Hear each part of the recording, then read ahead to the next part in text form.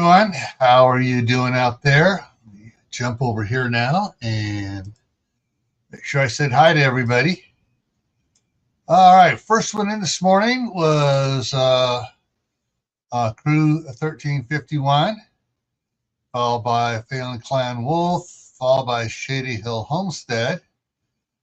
The crew said they got 3 people there now.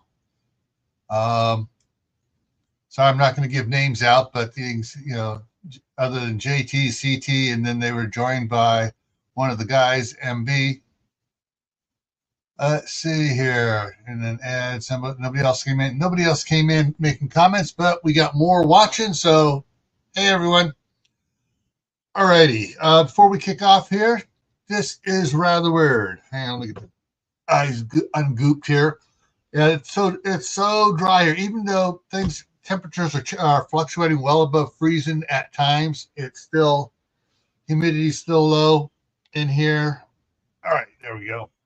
All right, so current temperature right here in Idaho, 25 degrees. Today's high is supposed to be 42. And I'm just going to run some numbers out here real quick. So tomorrow, 44. Then 47, then 49. Friday is 51, then 49, then 48. And this is the middle of winter. There's not a speck of snow anywhere on the ground. Everything on the north side of the buildings, which did have snow, it's gone now. And Teresa Buchanan came in here. Woohoo! Listening, doing chores. Cool. All right. So that takes care of the housekeeping here. However, I'm going to be shifting after today to just doing one chapter because the next several chapters are bigger chapters. So I'm just going to be doing one chapter for the next 3 or 4 days. Then I'm going to shift over I'm not going to go to book 2, which is over here on this side here, yet. I'm going to go to book 1 of Scout and the Ninja probably on Thursday, because halfway through the Scout and the Ninja, this is a spoiler, halfway through Scout and the Ninja, and halfway through halfway not Scout and the Ninja, Scout is trustworthy, but halfway through Scout and the Ninja, a Ninja is silent and running against the wind. They start interacting via ham radio and sat phones and stuff. And they come across a common enemy. Scout and the Ninja takes place starts off down in Tempe, Arizona. So there's going to be a bunch of interaction with what's going on in different parts of the state. But that's just spoiler alert. You don't know what any of that is really. But so we're just going to finish off, started on finish off chapter 7 today and work on chapter 8. All right. So with that, let me go ahead and drop this down so I can bring it up. Bring this up here. Boom. There we go. Oh, maybe. Why isn't it coming? Oh, that's why I hit the button over here. There it is. I expect to hear the doorbell ringing any second now because I just saw Oliver, grandson number 4, go running by the window. So let me slip around out here. Oh, L-Dog, welcome. So before I kick this off, I know, yeah, he's over there knocking on the door. Let me go.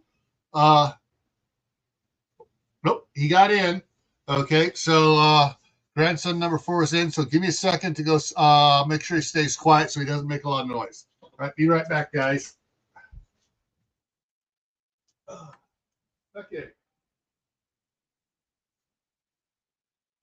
You are here.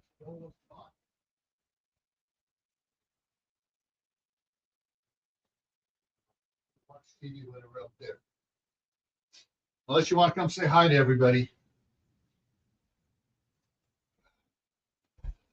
Okay, yeah. Yep, it is Oliver. His oldest brother just got on the school.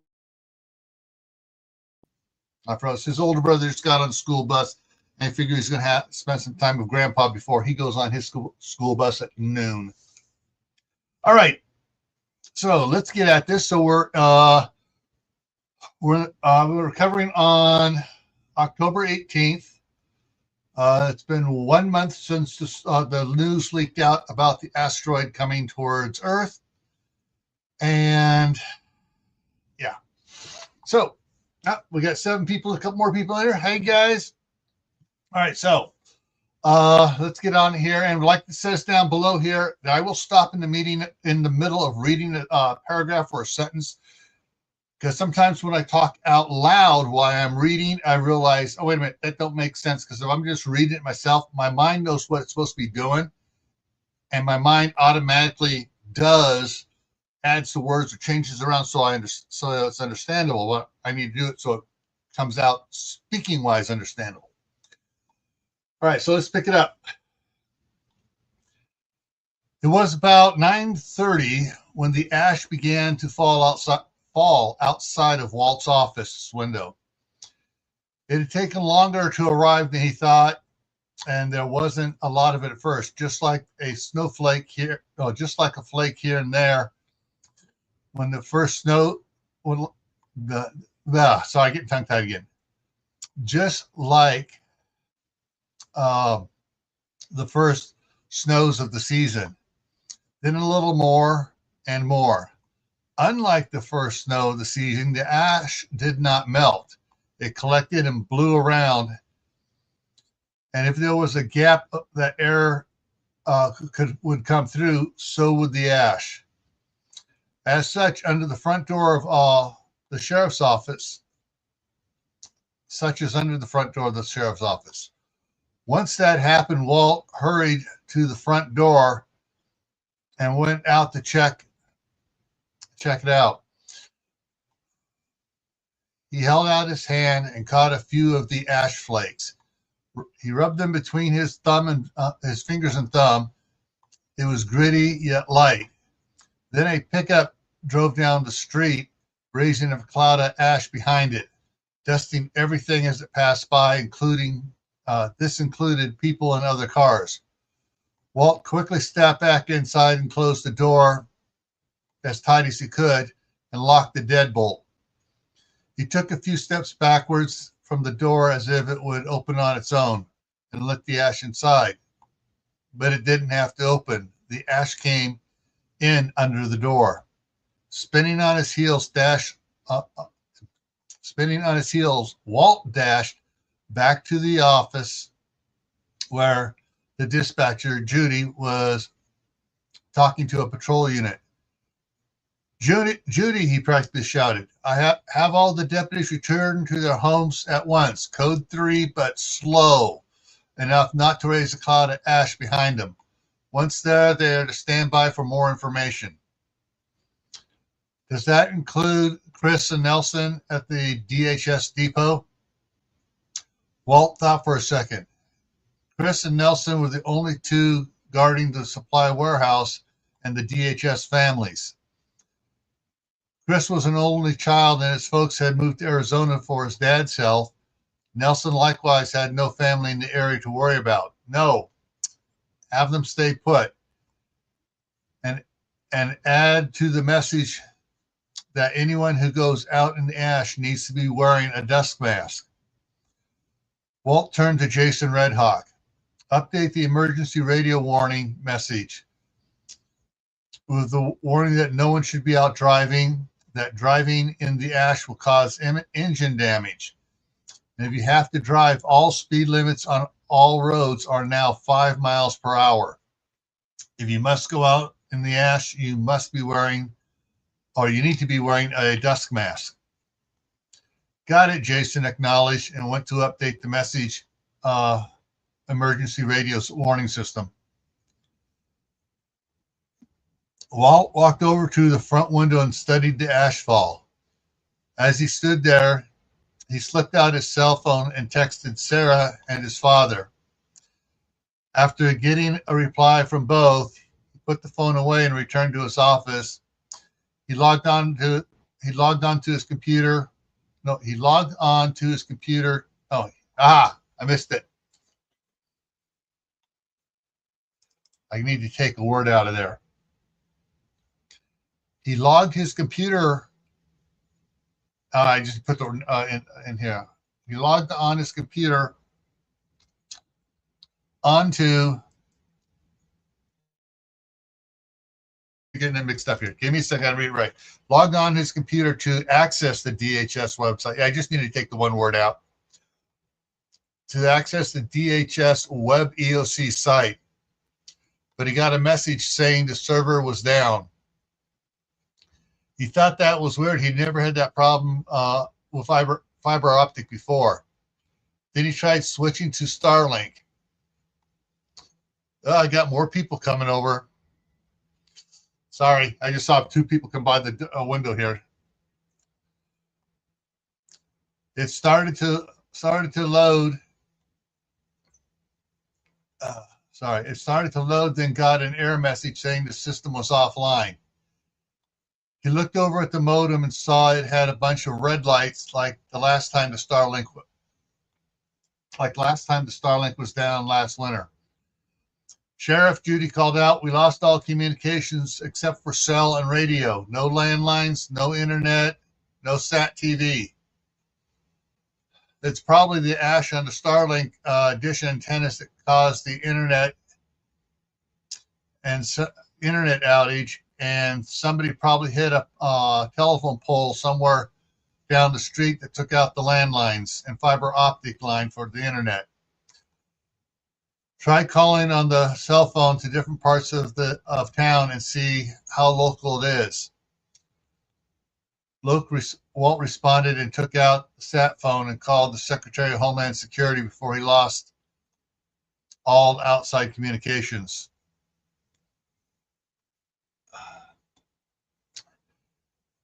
It was about 10 o'clock, and Jason Redhawk was monitoring the sheriff's department's ham radio scanner. He was trying to see if he could get more information on what was happening, because the asteroid, hang on, got a text message.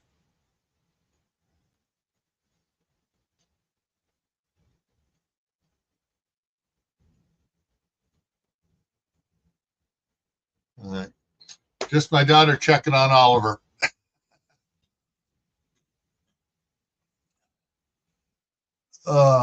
Yeah. Okay. Where is it? He was trying to see if he could get more information on what was happening because of the asteroid, and was having a hard time accepting what he was hearing. He called out for Walt to come over to him. When Walt got there, Jason handed him a notebook that he'd been writing down what was going on according to the hams around the world. Walt read the notebook and was stunned. From Europe, Ireland had a 7.3 earthquake that lasted 4 minutes. Germany had a 6.5 earthquake that lasted 8 minutes. Greece had a 9.3 earthquake lasting 4 minutes. From Middle East, Turkey, 9.6 lasting 8 minutes. Iran had 3 7.0 plus earthquakes in the last 6 hours.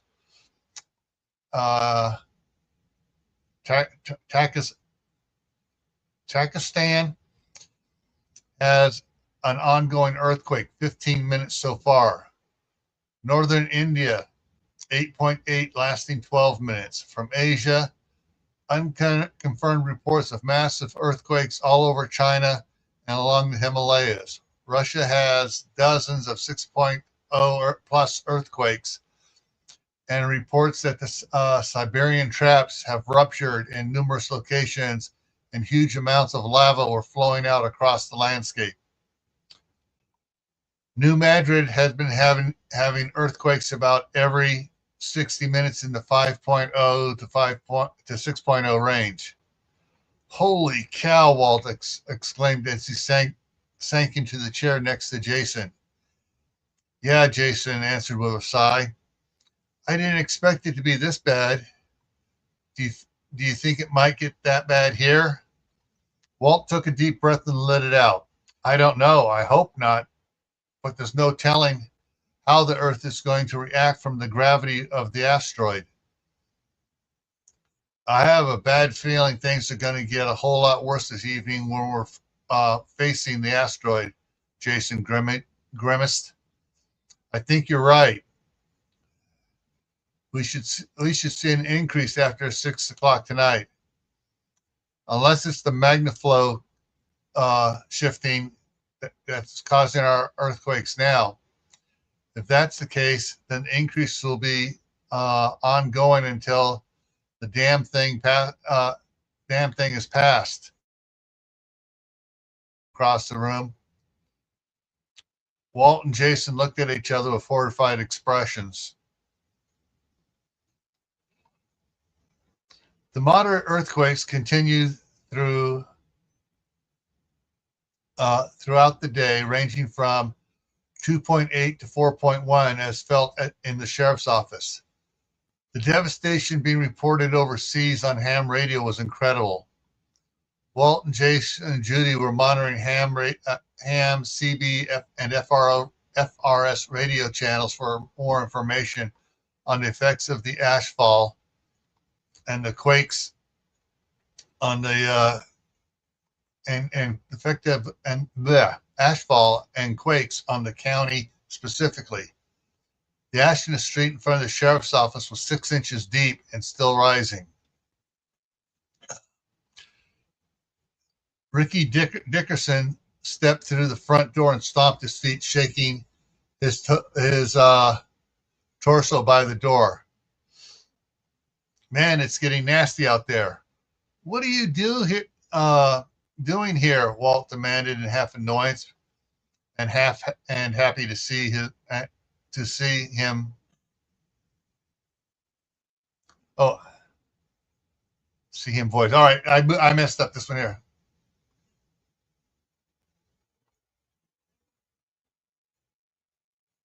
And half happy to see him. Let me take the voice out of there. I'm not sure what I was trying to say there. I came to give Judy a ride home. If she tries to drive her car, the ash will kill the engine. What about your engine? Jason asked. I modified the patrol car like they did when Mount St. Helens blew. Walt and Jason went to the window to see what he did to the patrol car. What they saw was a black 4-inch flexible drain pipe coming from under the front bumper, and it went up along the right fender and ran back to the windshield, then up to the roof of the car. There it went to the bottom of what looked like an air filter housing from a Peterbilt truck. But instead of a bug screen on top, it had a cyclone dust bowl from a farm tractor. Jason laughed. That ought to do it. You should be fine for days so long as you empty the dust bowl every night. Longer, I empty it after every hour of use. Where did you get the truck filter from? Well, I need to change something here.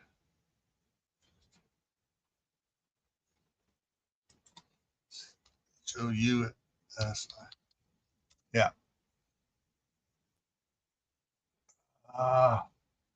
Hate it when I miss the spot. There we go. Where did you get the truck air filter housing from? Walt asked with a hint of an idea in his voice. Over at Jerry's truck stop.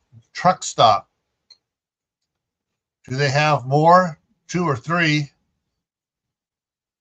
Quick, go get them and whatever else you need to fix up the other vehicles and charge it to the department. Ricky nodded and gave a quick salute with his index finger off his hat.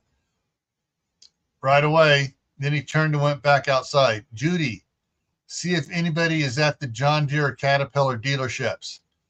If we can get them to open the parts department. If I have to, I will call them at home. Good. Jason, see if we have any cardboard. We make a shroud for the front of the Humvee's intake to block some of the ash from getting into it. Then you can go after any filter supplies we can get, and be sure to put a dust bowl on the Humvee when you get one. Kathy looked around at all the odds and ends in the barn supply room. There has to be something here I can use to filter out all this ash from the engines, she said out loud to herself. As she looked through all the filled shelves and piles around the room, she spotted a small Massey Ferguson tractor engine sitting in the corner with all sorts of odd parts laying on it and around it. But what caught her eye was a small dust bowl sitting on top of its carburetor. It had a small opening at the bottom that was about half again the size of the air cleaner ports on her Harley. The two of them together would be just about the same square inches as the opening on the dust bowl. She picked it up and examined it a little closer. With a little luck and a bit of PVC plumbing fittings, and of course duct tape, she believed that she could get this to work on her Harley. Although she still needed to find an air filter to put between the dust bowl and the carburetors. She continued her search for about an hour and gathered what she thought were enough pieces and odds and ends to build an ash stopping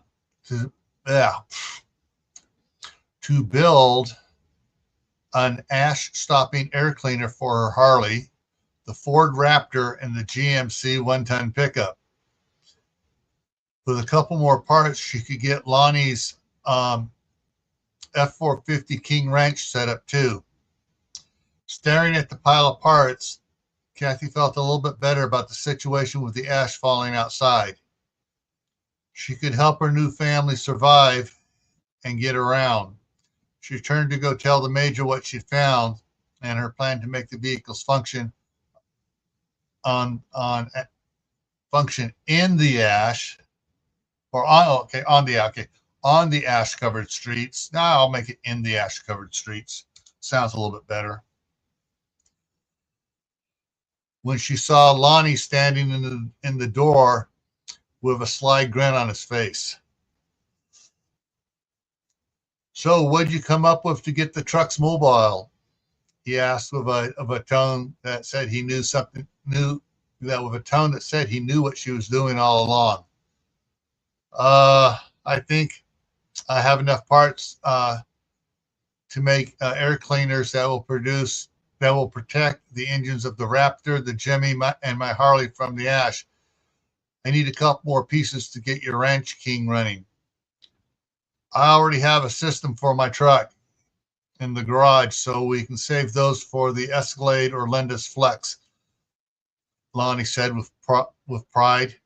I learned that lesson back with Mount St. Helens, so I made up a really good ash remover for the next ash fall. Wow, Kathy said as she slumped in amazement. Linda said you were a genius. I should have gone to you first. No, you did right. How else would you... Excuse me, let me get some water.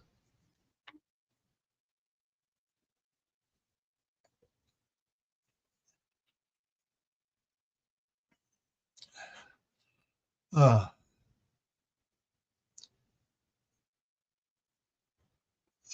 else would you have stretched your mind to figure out what you could do? She gave him a puzzled look because she wasn't sure exactly what he meant. You're a pretty sharp young woman and a heck of a soldier, according to Joseph, Lonnie said as he walked over to the bar stool in front of the workbench and sat down. However, you're in a different battle, one with the environment. That is not That is not anything like you have ever been in before. You need to start thinking of other ways to survive Mother Nature. You can't always use your marine combat skills with her. Sometimes you just have to go old school. Speaking of old school, you need to go there to learn what you'll need to keep my family alive. Lonnie looked Kathy hard in the eyes. This is this getting through to you? Do you realize the world you knew is most likely never coming back? Yes, sir. I had a feeling this was Tawaki ever since the first broadcast of the asteroid hit the TV. I realized then that the cities were going to become a death zone, and the country was the place to survive and grow. Tawaki? Lonnie questioned. What's that?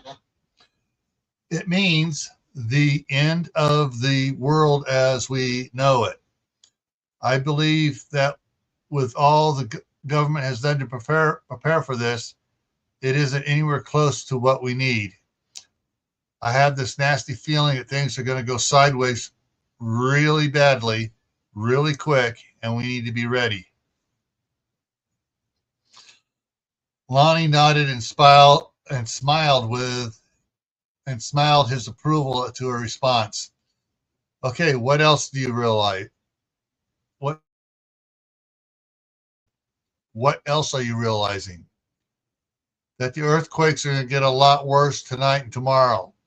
That there'll be more volcanic eruptions, not just more of the same volcanoes, but others that haven't erupted will do so with a vengeance. That with the ashfall, we need to protect the animals from breathing it in, and we need to keep it from building up on the buildings and collapsing them. That includes the trailers. The power's going to go out very soon, maybe permanently. So we need to get the generators set up to run without the ash getting sucked in and destroying their engines or getting into the windings and grinding them up. Go on. Kathy started pacing back and forth in front of the window and glanced out of it as she continued. We need to keep the creek clear and flowing so the area around the well, so none of the contaminated runoff gets into it. The feed for the livestock needs to be kept from becoming contaminated as well. The roads need to be kept clear so we can get around the farm quickly in case there is a need. We need to secure access from the highway to keep undesirables out. What else? When the power is out, we need to come up with a way to black out the windows so light doesn't show out at night, but where we can still see out. So we can still see out. I keep sticking words in I'm not supposed to stick in here. But where we can still see what's going on outside and let light in during the day. We also need to soundproof the generators so they can't be heard more than 50 feet away. She smiled. We all need to have a notepad and pencil to write down things we think of that need to be taken care of. We need a way to be able to watch the highway to know who's traveling towards us. Is that it?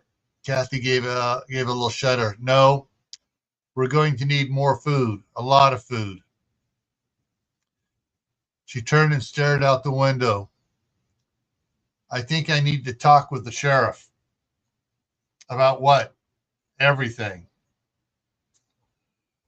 It was a little after 3 o'clock when Walt's unusual visitor had it was a little after 3 o'clock and Walt's unusual visitor had just left, riding away on a motorcycle modified motors modified to fill.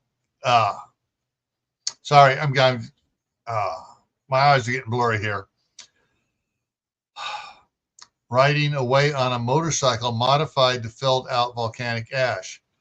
She was a former Marine who was working as a bodyguard for a rich oil executive who had relocated his family here to his wife's family farm. Her visit was fortuitous because it saved him a trip down to see Lonnie Butterfield and put another phase of his plan into action. Speaking of which, Walt decided he better check with his dad to see how things were going at the ranch. When he got hold of Mark, he said that they got the Hughes satellite dish for the ranch cleaned off and built an A-frame cover for it using clear plastic sheeting. The internet works, but it is a little slow. It becomes intermittent as some ash sticks to the plastic and builds up a little bit before it slides off. Dad, can you check the USGS site on earthquakes over the last 7 days for me? Walt asked. Sure thing. Do you want me to call you back or are you going to wait? I'll wait while you check it. All right, hang on a second. I'm going to make this a little bit larger and put this here so I can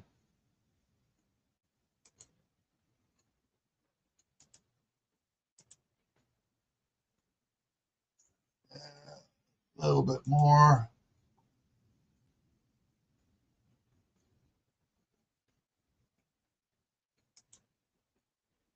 There. That should make it a little bit easier for me to read. Yeah, I'm going to have to do a lot more scrolling, but I can read it easier. I'll wait while you check it. Okay, it'll take a minute, his father replied, and Walt could hear him typing on the keyboard. Let me put a, I got by the way, comma, punctuation in there. The ash is about 7 inches deep around here on the fields.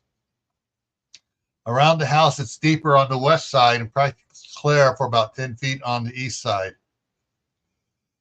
Excuse me. On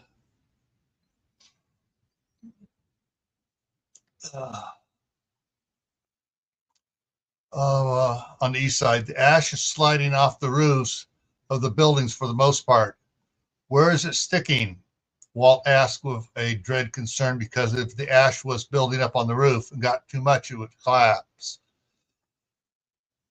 So far, it's just the 2 pole barns for hay, but we have been going out and sweeping them off, and a little on the house around the vent pipes, but not very much.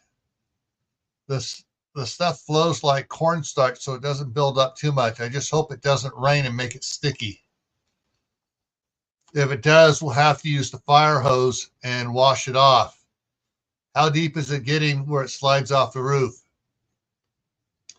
There's about an 18-inch mound on the west side. The site is up and given. Oh, heavens. The map looks like the freckles on your cousin Lynn's nose.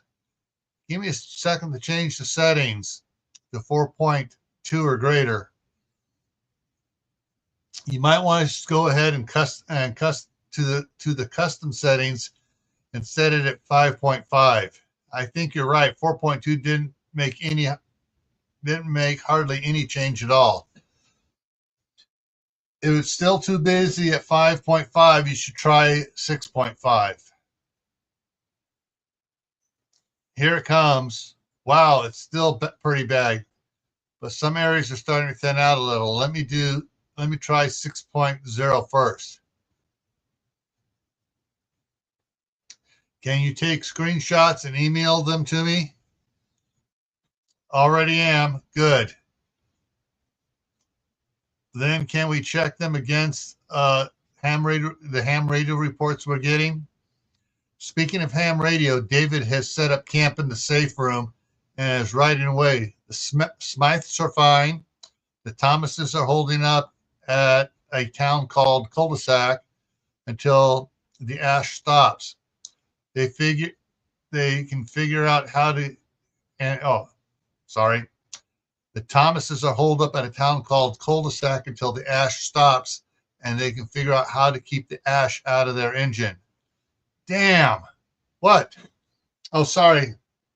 It's just that the number of quakes, I need to put a S in there, number of quakes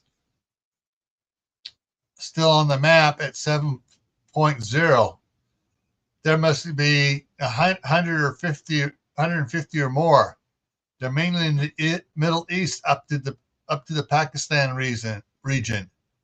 They must think the wrath of God has come down on them, and holy crap, Dad.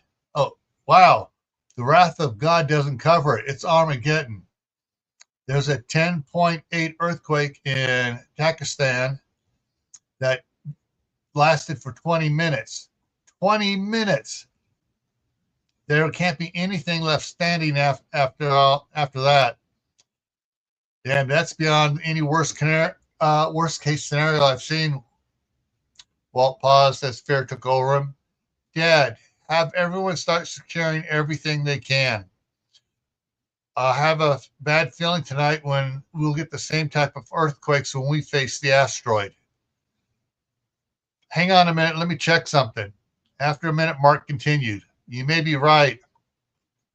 The timestamps on the big quakes follow as that area rotates past the asteroid. I think the magma is being pulled so much that it's bulging the Earth's crust like fans at a football game doing a wave. That means the Cascadia subduction zone is going to get worse after midnight. Wait, maybe not. The asteroid path is along this route.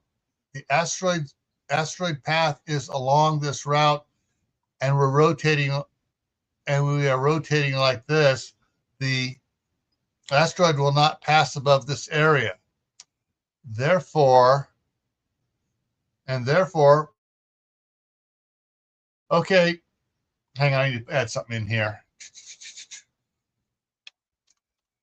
There we go. Therefore, Mark muttered as he figured his idea out. Okay, the way I figure out our worst time frame is going to be 9 o'clock tonight to just after midnight. But it's still going to be bad. Oh, yeah, it's going to be very bad here. I'll send you a screenshot and write up my calculations and send them shortly. Thanks, Dad. Have everyone get everything secured the best they can. Let them know how rough of a ride it's if getting ready to move.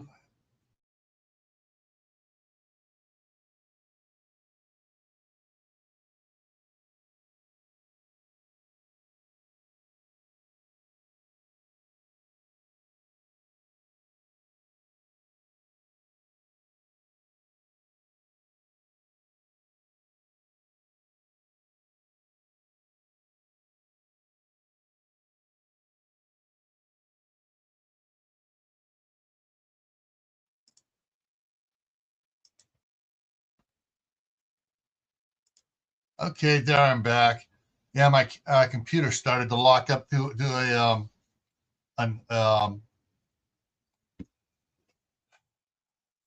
the card started to lock up a bit. So,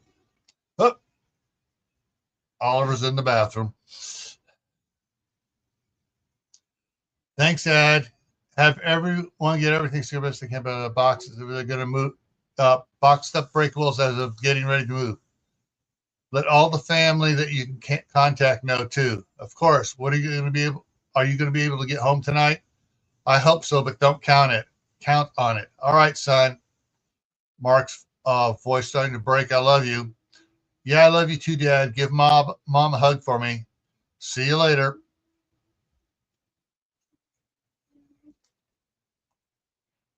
The Donaldsons and the Butterfields were gathered around the dining room table working on the things to do list when the sound of Kathy's Harley Davidson motorcycle could be heard returning from checking out the water tanks and at the Alpine store. She had insisted on doing a recon patrol before it got darker than the ashfall was making it.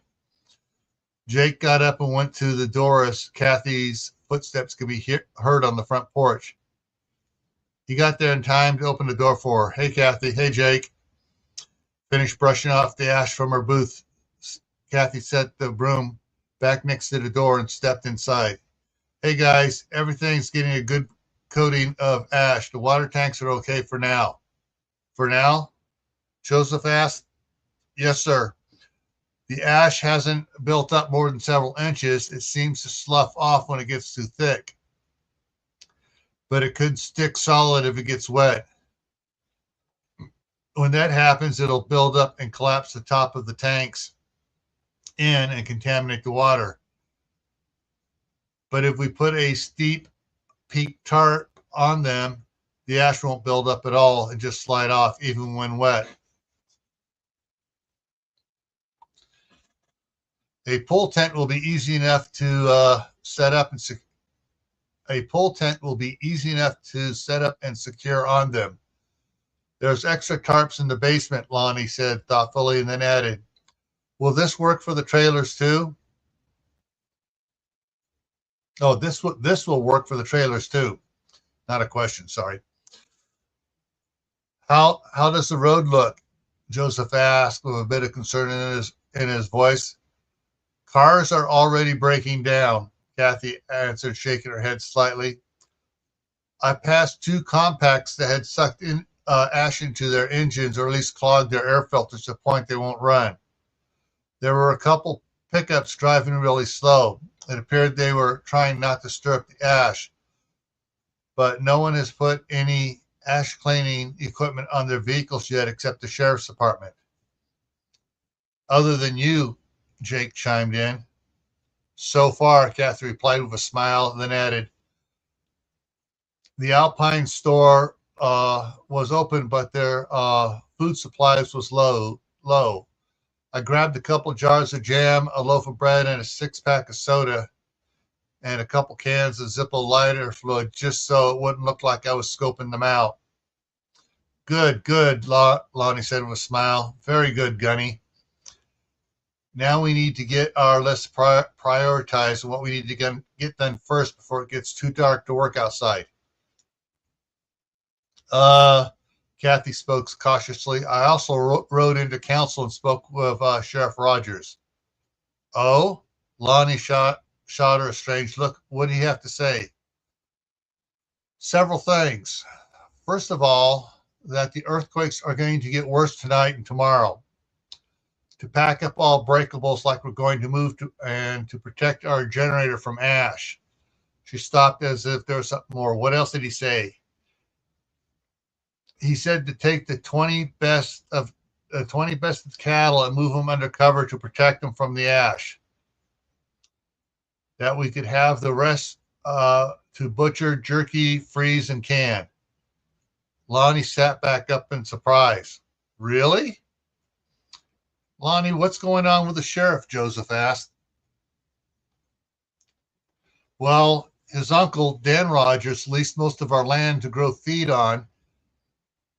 Then he continued with his uncle's deal, and then this spring moved several hundred head onto the pastures. But I didn't think he would. In fact, I was going to take legal action against him, Lonnie said, lowering his head and shook it slowly side to side. Boy, do I feel stupid. Why do you think he gave you all of that beef, Dad? Hang on here. Let me add that so we know who's asked that question. That's going to be Linda. Linda asked. Lonnie threw his hands up for a show of loss. I don't know. Chewaki, Kathy interjected. What? Joseph and Lonnie said at the same time. I asked him. He said Chewaki. It means the end. He said Twaki. Hang on, I make this separate here. Period. It means the end of the world as we know it. Hang on, I need to put a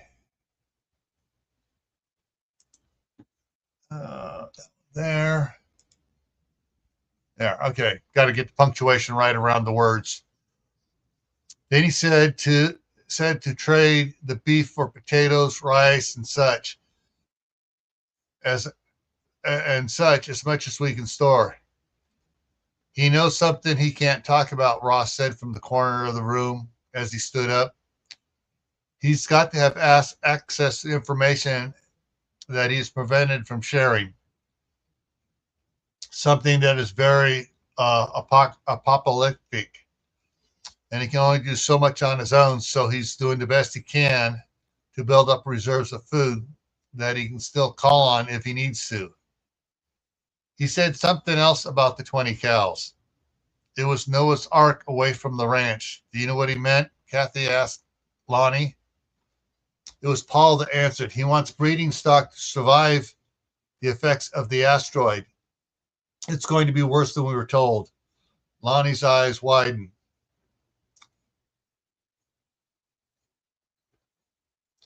Joseph, go get the deuce and a half hitched up and hitch up the trailer. Get to town and get as many freezers as the store has. Fill it up and get back here as fast as you can.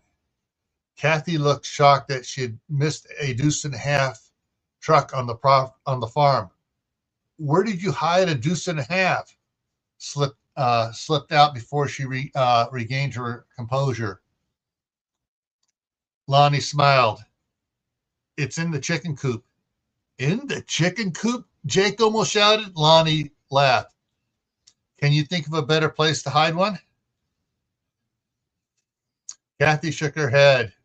No, but don't we have to make an ash cleaner for it? It already has one better than anything we can make, Lonnie said with a smile. The chicken coop was an old barn that had a fenced off area on one side that kept the chickens in and critters out. Kathy never went inside because she imagined chicken droppings everywhere. In reality, only 1/3 of the barn was used by the chickens. In the center area was parked an old 1965 deuce and a half Army truck. Behind it was a 2-axle military cargo trailer. In the right side area was a machine shop with lathes, milling machines, drilling presses, welders, oxyacetylene torches, and machinist tools from 40 years of collecting that Lonnie had done. 10 minutes later, Joseph, Ross, and Paul were on their way to town, and everybody was making room in the barn for freezers or working on items on the to-do list. Yes, things are getting busy for everybody, and they're trying to get things done.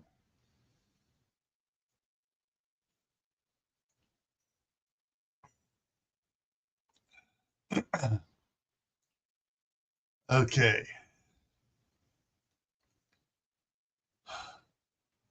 The USGS site screenshots had confirmed most of the information that was reported over the ham radios. The discrepancies between the projections of tidal heights and earthquakes, weather changes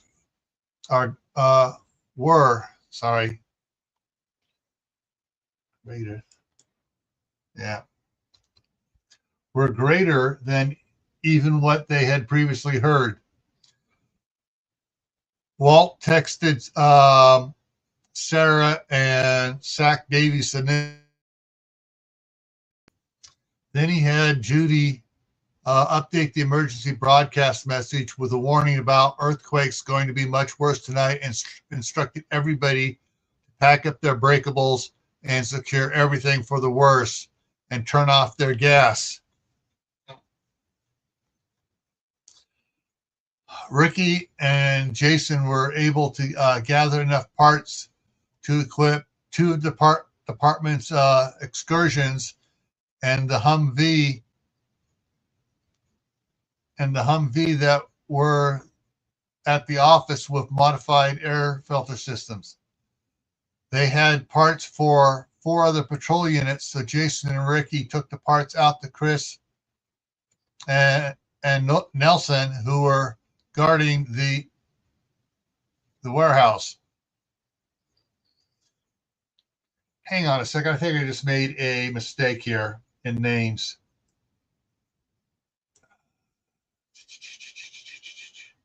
Got to go back up here because I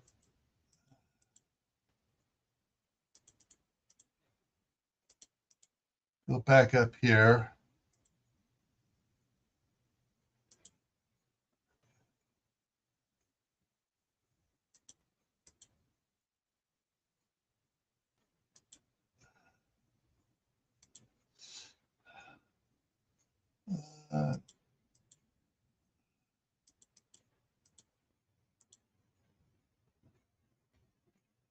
Okay, sorry, I want to find this out here real quick here.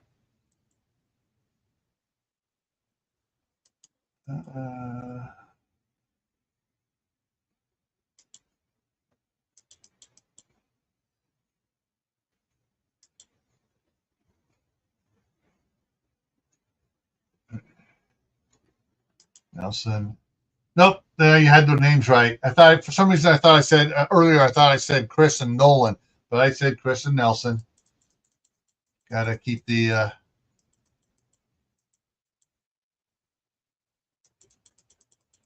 get back down to where I was. There we go. That's where I was. Parts out to Chris and Nelson, who were guarding the supply warehouse and the DHS families, and set up and fixed their units up. Then they headed over to 2 other deputies' homes to fix up their patrol units. At 4 o'clock, Walt took Judy home so she could get her home secured, and then stopped by Sarah's home to see how they were doing and getting ready. On the way, he saw an old Chevy wagon that had plowed into a power pole, taking it down. It was resting on top of the car with some lines still attached to the next pole. Walt stopped to see if anybody's still in the car. He spotted the passenger side door open about 6 inches and peered inside. It was empty. Taking his hang on, I gotta clarify something here.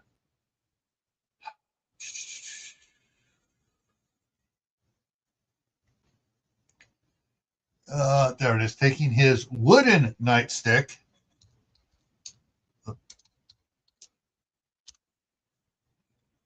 so he would be electrocuted. The power lines are still live.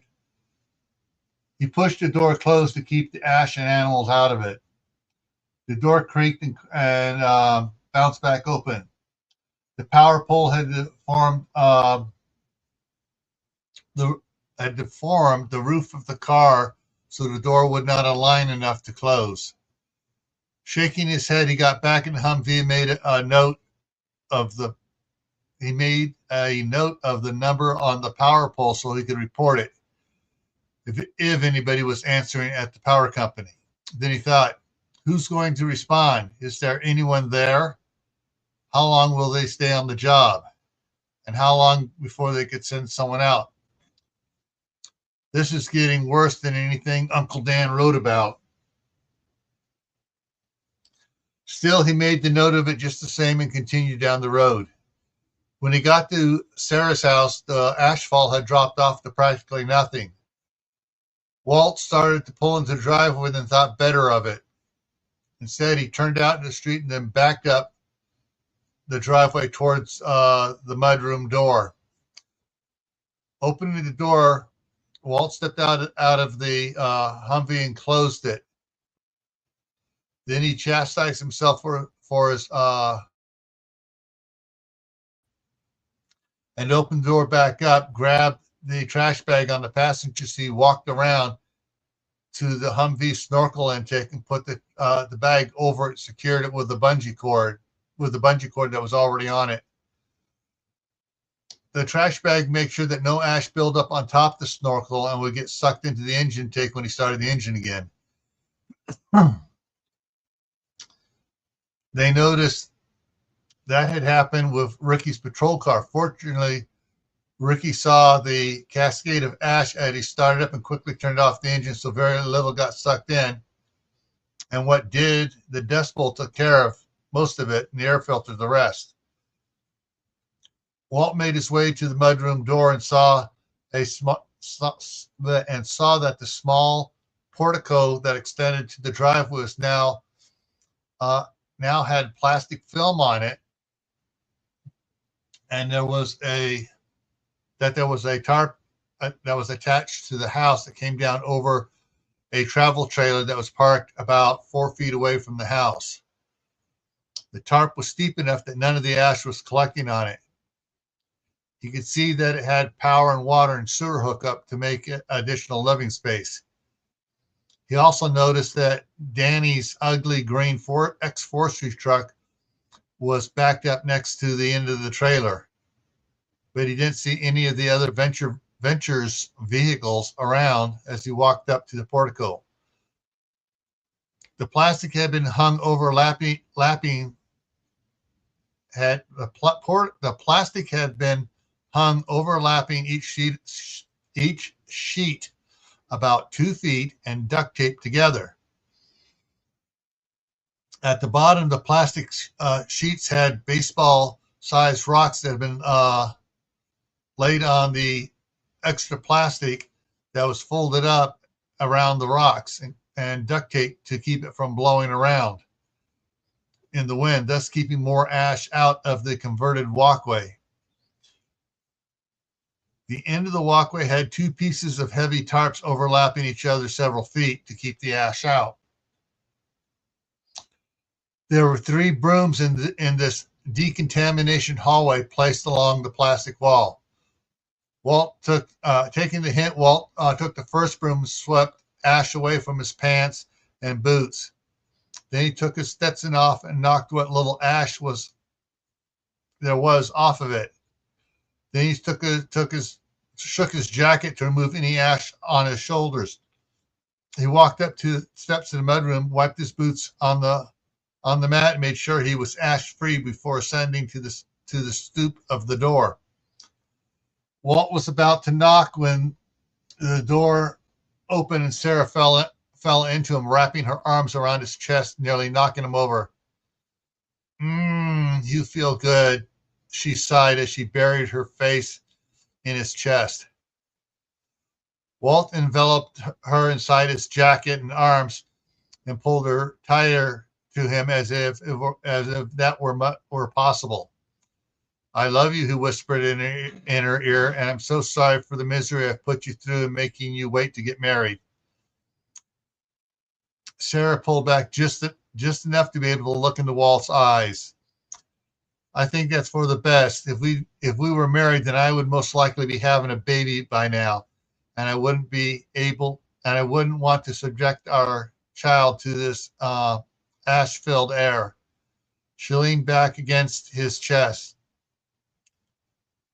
I shudder to think of the respiratory problems that they would get from it. Walt squeezed her, then released her.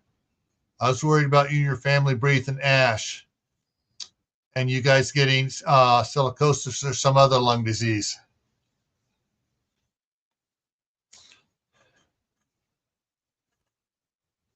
I worry about all the ash you two are letting out the open door, Earl hollered from the living room. Close the door and bring the sheriff inside here, girl. Sarah stepped back, taking Walt's hand and pulling him into the mudroom and closing the door. Now, when they entered the kitchen, Walt closed the door to the mudroom. Oh, sorry, I'm still getting some. She stepped back, taking Walt's hand and pulled him into the mudroom and closed the outside door. When they entered the kitchen, Walt closed the door to the mudroom. Then Sarah snaked her right arm into Walt's jacket around his waist and rested her head against his shoulder. Earl looked up at them and sighed with a smile. Today I lost my eldest boy and gained a man and a daughter-in-law. Soon I'll lose my daughter and gain a woman and son-in-law. He sighed and tossed the playing cards he was holding down on the cards on the table in front of him, and scooped them together into a pile and started shaping them back into a deck.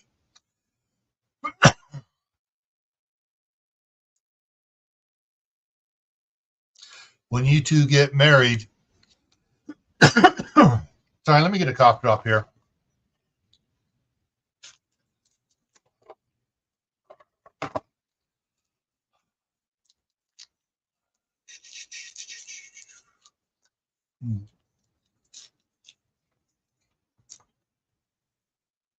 When you two finally get married, remember your children are going to grow up faster than you want, and they always won't be around. They won't always be around to share. Sorry, your children are growing up faster than you want, and they won't always be around for you to share your life with them. Whoa, Dad, that's pretty deep sadness there. I'm not gone yet, and Mick and Danny are going to be here with you for a while. And you're always welcome at the ranch. I don't ever see us moving away from it.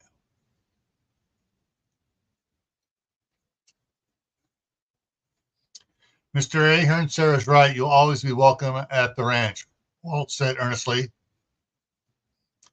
Sarah can tell you I try to keep family close by or in good contact.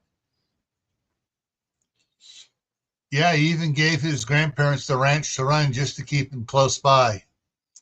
It was more than that. They had the expertise to run it, and Sheriff Cooper set me up to run to replace him as sheriff. I didn't have the time or the skills to run the ranch. Bullshit, both Sarah and Earl said at the same time. You have done an amazing job organizing the county for this disaster better than anyone else could. And you still helped your grandparents run the ranch and get ready for your family to come from Seattle and set up the Redoubt Village, Sarah argued. You got Homeland Security to set up a supply depot here with a backup command center. You also have so you do have the expertise to run the ranch. You just want to have them close to you. She's right, Walt, Earl said flatly. Maybe so. If that's the case, then this makes even more sense. I have 3 modular homes that my cousin aren't coming to use. I would like you to move everyone out to the ranch as soon as you can. I believe it's going to get crazy here in town. And when the power goes out tonight, people's freezers are going to stop working, and the water, people are going to, so power goes out. It's going to get crazy here in town when the power goes out tonight and people's freezers stop working and the water stops. Well, we have supplies for a year thanks to Sarah's forethinking, and 2 quiet generators to power the well and the freezers in the basement, Earl said with obvious pride in Sarah. We'll be fine here. Do your neighbors know what you have? Does anyone at all know about your food or generators? Not the generators, Earl said quietly as he thought about Walt's query. I picked those up in Boise, one last year and the other last month. They're tri-fuel 8 kilowatt inverter type, really quiet.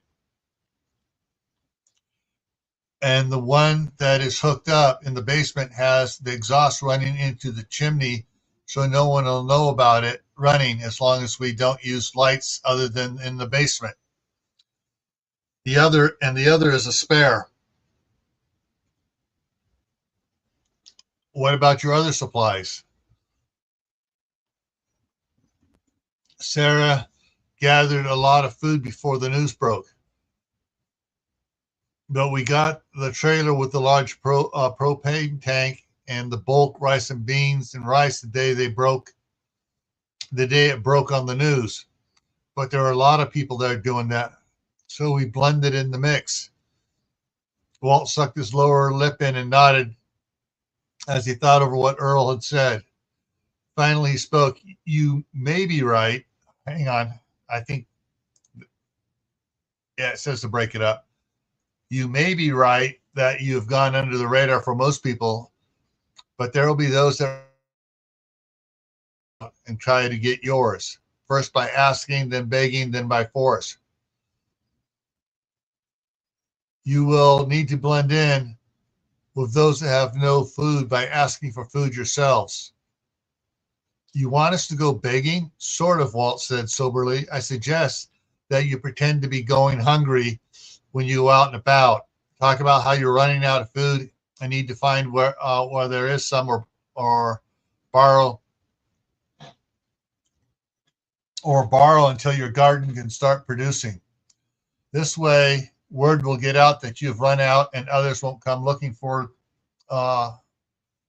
you looking for food. I understand, Earl said. Do you really think it's going to come to that? It definitely will. It is getting worse than the government thought it would, so they are not prepared enough for the long haul.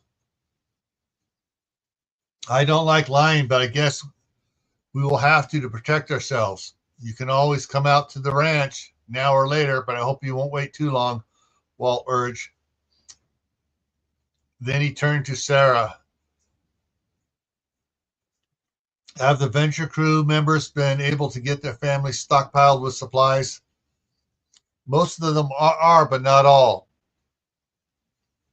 Some of them think it's the government's responsibility to take care of them in a disaster, and they weren't able to stash much in the way of supplies. Walt lowered and shook his head with a heavy sigh.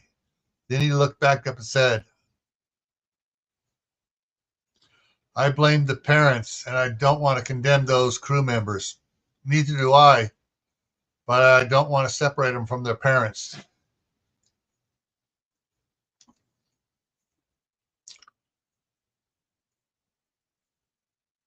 I don't want to bring their parents to the camp at the mine and have them still thinking that it's something that they are owed just for being a citizen. I know what you mean, Sarah grimaced at the hardness of the choice they were facing. Do those venture crew members expect to take their parents with them if they have to bug out to the camp?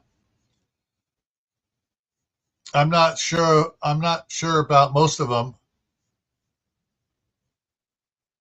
Randy's so pissed at his parents that he has packed up most of his gear and stashed it where he can bug out without them knowing when he feels it's no longer safe to stay at home.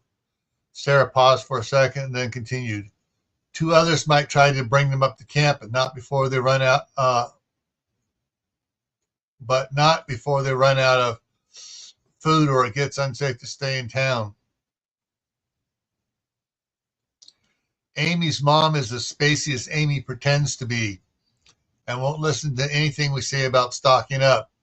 Amy loves her, but I get the feeling she will leave her if she has to and go to her uncle go with her uncle to get to the camp safe. Walt took all his information, digesting it when Earl spoke up.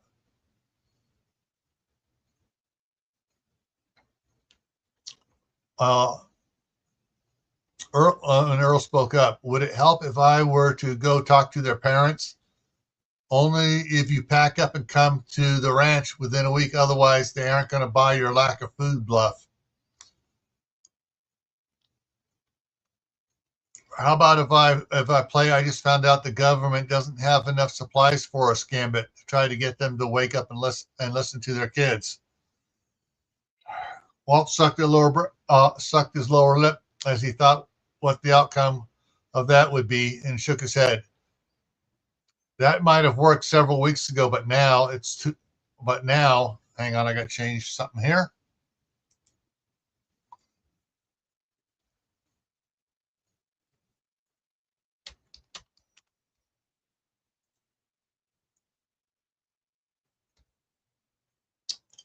But now it's too late. And I think all that would do is stir up trouble before you get your family out to the ranch. Hang on, got to fix another one of those dots to the proper style.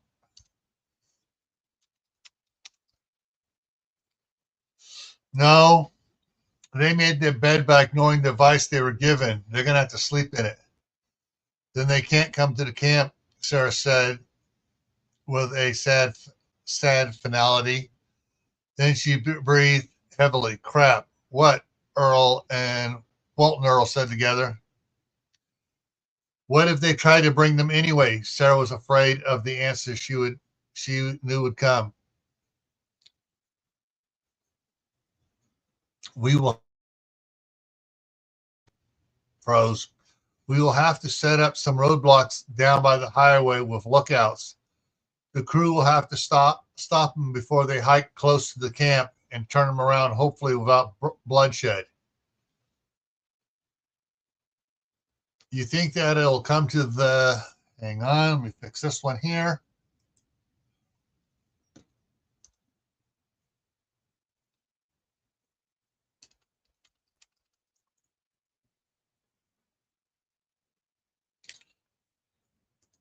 Let me do this and put ignore. There we go. And I need to that. There we go. Do you think it'll come to the? Walt stopped himself mid-sentence. Of course it might. Some parents will demand to have food if they know where it is at.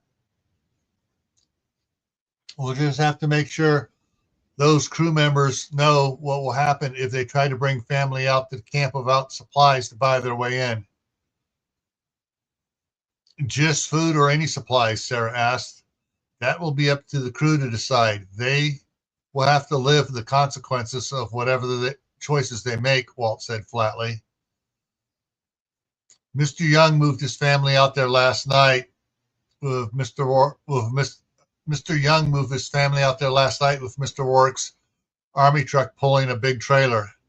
They took the southern route out of town and swung around Cooper Lake and came back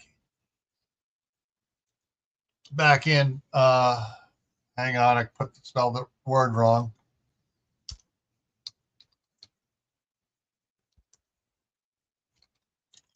Past the old Pittman's place. He brought the truck back this morning and took his King Lariat and camping trailer out past Cable Car. Walt smiled. That should throw anyone off his trail. Carol came into the room and cleared her throat. Hang on, I got to fix that. It's a typo. Sheriff, what is going to happen tomorrow when that android passes? That's one of the things I stopped by. It's not tomorrow. Hang on, I need to change the sentence. It's not tomorrow you need to worry about so much. It's tonight. You need to pack up everything that's breakable like you're going to move across country. There'll be stronger earthquakes starting as soon. There will be stronger earthquakes starting soon and peaking between 9 and a little after midnight if my father figured right. I'm thinking a little later, towards midnight to 4 a.m., like this morning. Thank you for the warning. We'll start packing and make sure everything is secured to the walls, Carol said, with a defiance that didn't quite hide the fear inside. Yes, we'll get right on it. Thank you. Sheriff asked Danny as she slipped into the room, holding Mick's hand. Mick's hand. Could you check on my dad? I sent him a text message about packing I just sent him a text about packing the breakables and putting them in the basement. But even sending texts at our house has been very spotty at best lately. We were going to head out to the camp the day after tomorrow, but I want you to make sure he doesn't try to pack everything into the truck tonight by himself. Sure thing, Mrs. Ahern, he said with a smile and a very heavy emphasis on the Mrs. to acknowledge the fact he knew about her and Mick getting married. Sarah put her arm around Walt's waist.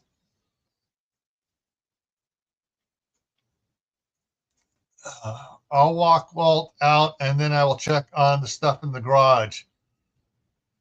Somebody be sure to check. She stopped as the house suddenly lurched like a sick child throwing up. Everyone braced themselves and looked at each other. This was not like any of the other quakes they had felt in the past week. After about 10 seconds, everyone breathed and started to relax when a second lurch hit the house harder. It was a nauseating feeling like lying on an air mattress at the beach when the waves roll in unexpectedly. Everybody grabbed hold of something to hang on to and brace for more earthquakes, but they didn't come. That was weird, said Tommy from the other room. It sure was, Sarah agreed. Yeah. That has to be a long way off if we got 2 shock waves. I wonder how far. Walt pulled out his sat phone and hit the auto dial button and put the phone on speaker and waited. A few seconds, the familiar voice of his father. Walt, did you feel that? I sure did. That's what I'm calling about. Can you check the USGS website? There might see where that might have been centered at. We'll do, but it's going to take a few minutes to bring it up. We're having a hard time staying online for some reason. I'll give you a call back when I have the answer. All right, I'm at the Ahern's house right now. I'm heading over to the Rorks and then to the DHS trailers before heading back to the office. Keep me updated with anything that looks unusual, okay? You got it. By the way, David got a couple messages for you. From Red Hawk, they're at the cave and settled in for now. 2 other families have joined them. Also, the Thomases have found a safe haven or hunkered down for the next couple of days or until the ash fall stops. Then they'll continue.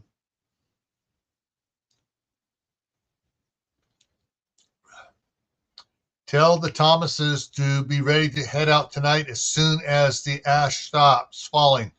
I mean the split second. They may only have 3 or 4 hours of driving before it starts again. And then it'll be worse than before. The roads will soon be impassable. Hang on, let me fix that.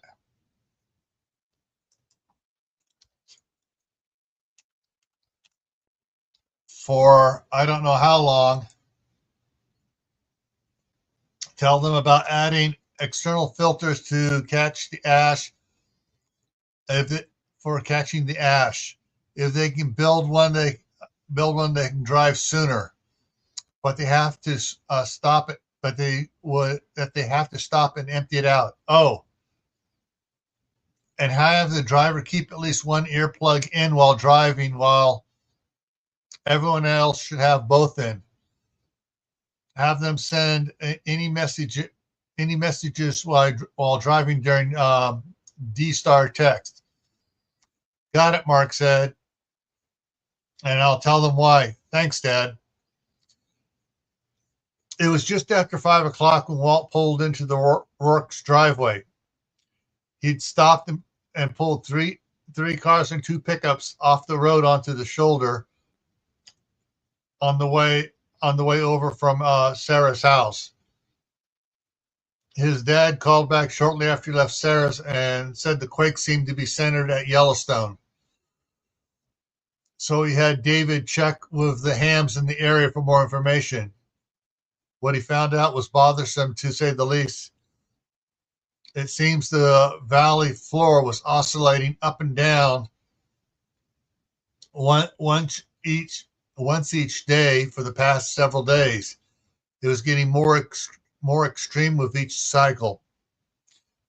As he drove up the Rourke's driveway, he saw a little light shining under the roll-up door of Fort Rourke. So he swung the Humvee around and headed towards the fort.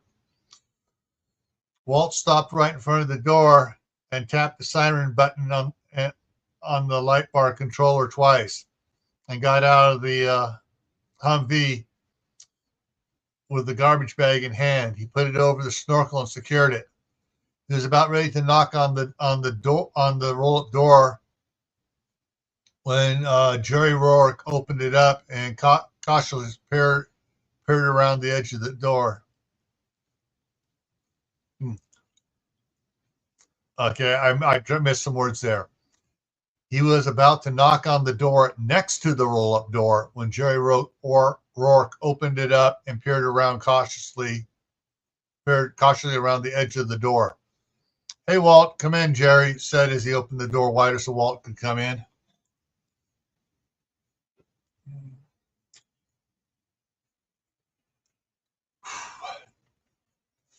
Uh, Danny asked me to stop by and check it on you and make sure you weren't trying to load everything yourself. Yeah, I just got the text about 5 minutes ago. Started smile, scratching the back of the head. That last shock wave nearly dumped me on my face, so I figured I would just tie down what I got loaded and single stack what I could from the stuff piled on the floor, but no sense in getting hurt when you're by yourself, right? You got that right, especially with the problem with the phone kicking in.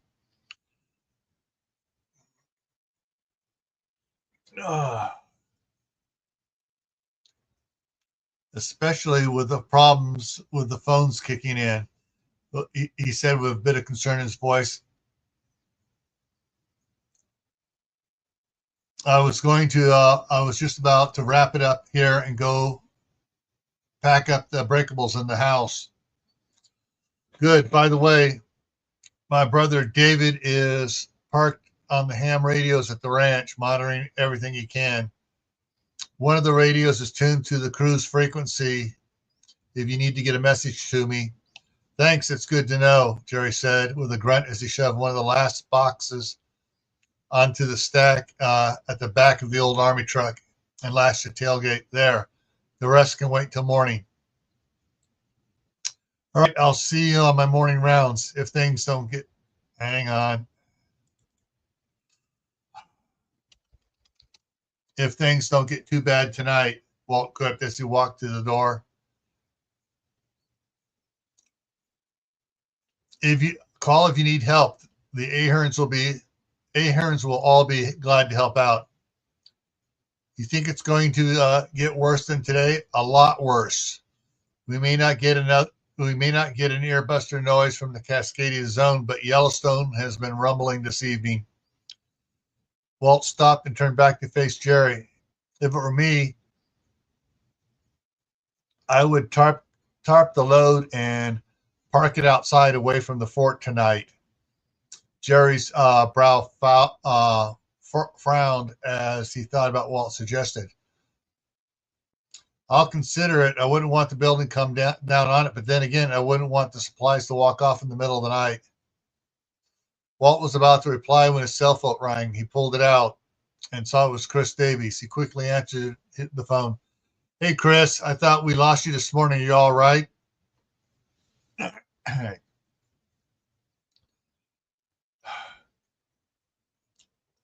All right, I'm gonna go grab something. I'll be back here in just a second here. All right.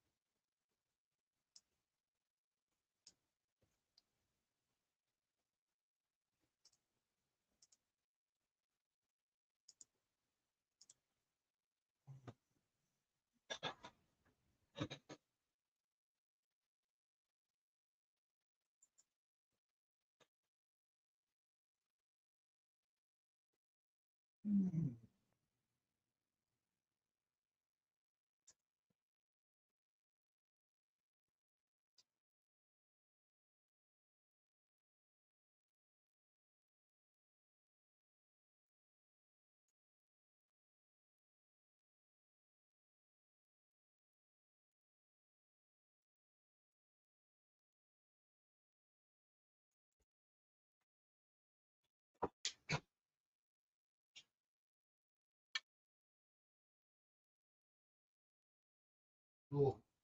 I was just checking on you before you met my life. Right, you need anything to eat? Hot dog?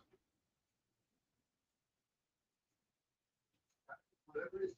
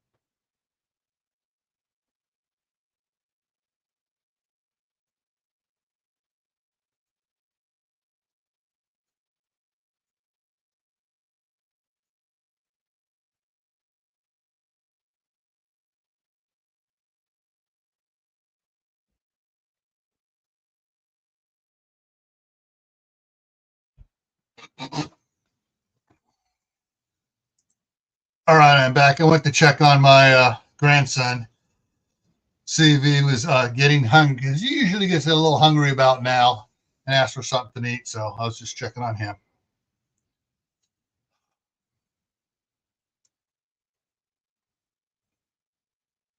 All right. It was 7:30, and Walt was back at his office using his smartphone as a hotspot for his computer to access the internet. The phone company was able to get the cell towers operational again. For how? Hang on, I can see it. I'm missing a word right there. For how long was anybody's guess? Now he was opening the emails Dad had called him about. Mark had compiled about a half an hour ago and sent it to him. Mark said it was too much to relay over the phone, and Walt needed to see the data to really get a hold of what it meant. For the next 10 minutes, Walt read and then reread the email. He couldn't believe what was happening. New York State had suffered a series of 5.5 plus earthquakes all over the state, with 30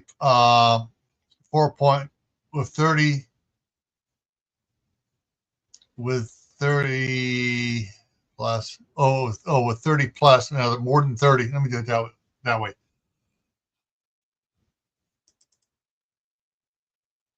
With more than 30 4.0 plus aftershocks.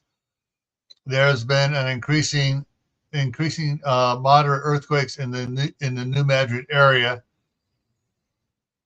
and then about 7 o'clock Idaho time, a 7.4 earthquake hit and lasted for 8 minutes. Hit that lasted and put that in there for 8 minutes. There's an increased moderate level of earthquake activity at Yellowstone.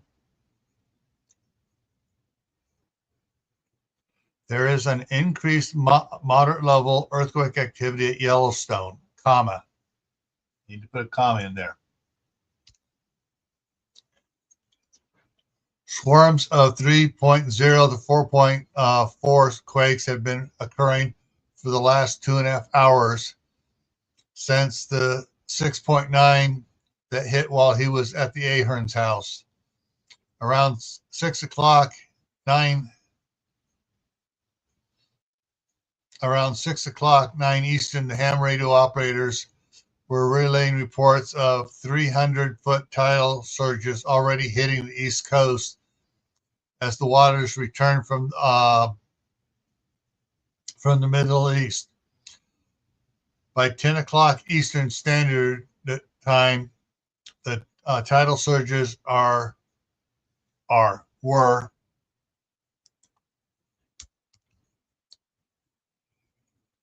were 600 feet high. Florida had been completely wiped out, and the surges were hitting the Gulf Coast states and Mexico much stronger than anticipated. The Mississippi River is how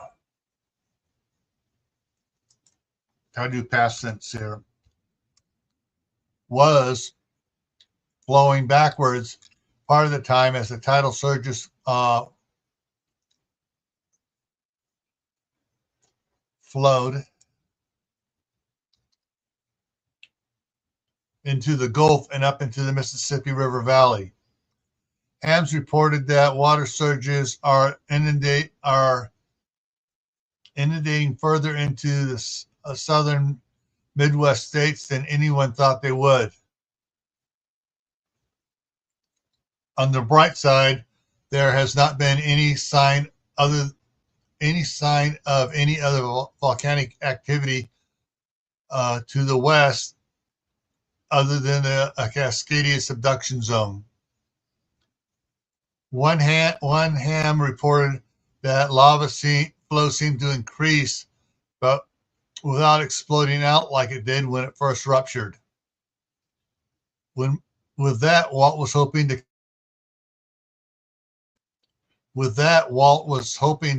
the Cascadia subduction zone eruption would reduce any magna pressure under Mount St.